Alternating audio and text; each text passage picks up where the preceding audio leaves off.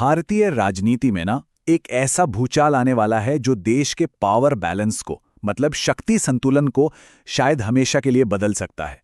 ये कोई मामूली बिल नहीं है, बल्कि एक ऐसा स्ट्रेटेजिक मूव है जिसमें भारत के फेडरल स्ट्रक्चर यानी संघीय ढांचे की नींव को हिलाने की पूरी क्षमता है। अच्छा, इस पूरी कवायद को समझने के लिए सोचिए, इसे डेमोक्रेटिक डीमोनेटाइजेशन कहना शायद गलत नहीं होगा। जैसे एक फैसले ने देश की आर्थिक व्यवस्था को हिलाकर रख दिया था, बिल्कुल वैसे ही ये परिसीमन भारत के राजनीतिक समीकरणों को रातों रात बदल सकता है। मतलब कुछ राज्यों की पॉलिटिकल कैपिटल बढ़ जाएगी और कुछ की घट जाएगी। ये सिर्फ एक बयान नहीं है, बल्कि एक बहुत गहरी चिंता की आवाज है। ये दिखाता है कि लड़ाई सिर्फ सीटों की नहीं है, बल्कि भारत के दो हिस्सों के बीच, नॉर्थ और साउथ के बीच बढ़ते अविश्वास और पॉलिटिकल दबदबे की है। सच कहूं तो पूरी बहस इसी एक लाइन में सिमट जाती है। तो चलिए इस पॉलिटिकल चक्रव्यूह को समझने की शुरुआत करते हैं। आखिर ये परिसीमन, या जिसे डिलिमिटेशन कहते हैं, है क्या, और क्यों एक सीधी साधी टेक्निकल प्रक्रिया आज देश का सबसे बड़ा राजनीतिक मुद्दा बन गई है। देखिए, सीधी भाषा में कहें तो डिलिमिटेशन का मतलब है चुनावी नक्शे को फिर से बनाना। हमारे संविधान के आर्टिकल 82 के तहत हर जनगणना के बाद लोकसभा सीटों को दोबारा एडजस्ट करना होता है। क्यों? ताकि हर सांसद लगभग बराबर आबादी को रिप्रेजेंट करे। सुनने में तो ये बिल्कुल लॉजिकल लगता है ना? और इस पूरी प्रक्रिया के पीछे का जो आदर्श सिद्धांत है वो है एक वोट एक मूल्य। मतलब देश के हर नागरिक के वोट की ताकत बराबर होनी चाहिए। लेकिन असली सवाल ये है, क्या इस सिद्धांत को जस का तस लागू करने से हमारे देश का जो फेडरल बैलेंस है वो बिगड़ सकता है? तो अब सवाल ये उठता है कि अगर ये प्रक्रिया इतनी ही जरूरी थी तो पिछले 50 सालों से इसे लागू क्यों नहीं किया गया?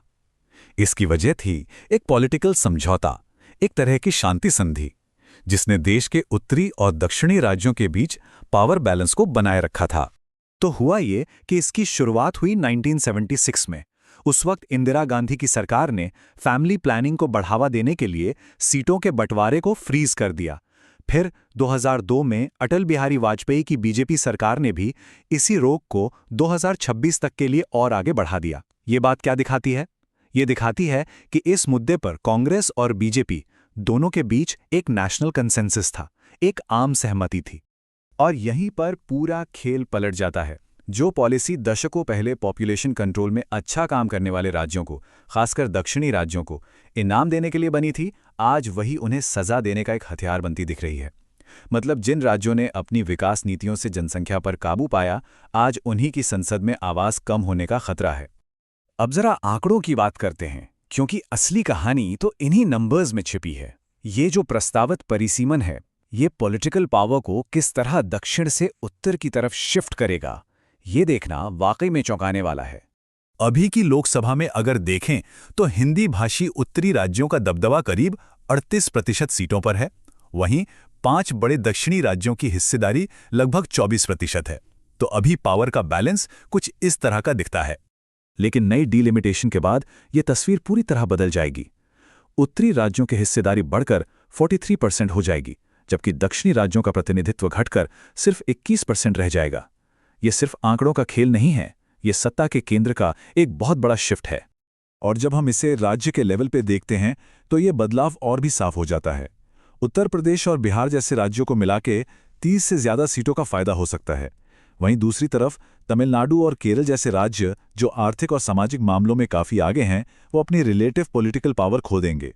तो सवाल ये है कि इतने सेंसिटिव और विवादास्पद बदलाव को लागू करने की रणनीति क्या है? ये एक मल्टी लेवल प्लान है जिसे एक पॉलिटिकल एडवाइजर की नज़र से समझना बहुत जरूरी है। इस रणनीति के 3 मेन स्टेप्स हैं। पहला, इसे महिला आरक्षण बिल जैसे एक पॉपुलर बिल से जोड़ दो ताकि इसका विरोध करना मुश्किल हो जाए। दूसरा, एक ऐसा परिसीमन आयोग बनाओ जिस पर केंद्र का पूरा कंट्रोल हो। और तीसरा और सबसे अहम, आयोग के फैसलों को हर तरह के जुडिशियल रिव्यू, मतलब न्यायिक समीक्षा से बाहर रखो। और ये जो कमीशन होगा ना, ये असाधारण रूप से शक्तिशाली होगा। इसकी नियुक्ति केंद्र सरकार करेगी और इसके फैसले फाइनल होंगे। मतलब उन्हें किसी भी अदालत में चैलेंज नहीं किया जा सकता। इसका सीधा मतलब यह है कि लोकतांत्रिक चेक एंड बैलेंस का जो रास्ता है वो पूरी तरह से बंद कर दिया जाएगा। और ये किसी भी संघीय ढांचे के लिए एक बहुत बड़ा खतरा है। तो क्या इस समस्या का कोई और समाधान नहीं था? बिल्कुल था। कई ऐसे वैकल्पिक रास्ते सुझाए गए जो एक वोट, एक मूल्य और फेडरल बैलेंस दोनों का सम्मान करते, लेकिन ऐसा लगता है कि उन पर विचार ही नहीं किया जा रहा है। चलिए कुछ विकल्पों पे नजर डालते हैं। एक तरीका तो यह है कि सीटों की कुल संख्या बढ़ाई जाए, लेकिन राज्यों के बीच उनका जो अभी का रेशियो है उसे वैसा ही रखा जाए। दूसरा, सीटों के बंटवारे में जनसंख्या के साथ साथ राज्य के आर्थिक योगदान मतलब उसकी जीडीपी और टैक्स कलेक्शन को भी वेटेज दिया जाए। इससे कम से कम विकास करने वाले राज्यों को सजा तो नहीं मिलेगी। एक और मजबूत विकल्प है राज्यसभा को असल में काउंसिल ऑफ स्टेट्स यानी राज्यों की परिषद बनाना, जैसा कि अमेरिका में है।